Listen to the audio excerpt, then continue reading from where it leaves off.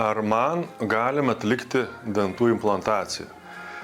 Manau, kad beveik kas antras pacientas to paklausia ir mes patys apie tai pagalvojam apie pacientą, kai planuojame dantų implantaciją atlikti pacientui.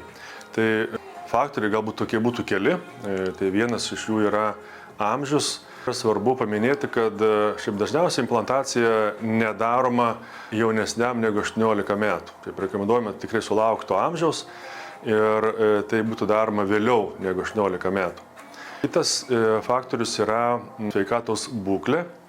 Tai čia jau irgi ne visai priklauso nuo amžiaus, nes į tai reikia atsižvelgti ir turėti minty ir netgi konsultuotis su kitais specialistais, jeigu reikia, kad būtent jie pasakytų, ar galima pacientui atlikti tam tikrą implantacijos intervencijos procedūrą. Kadangi įvairios sveikatos būklės, jos tikrai gali įtakoti dantų implantacijos rezultatą.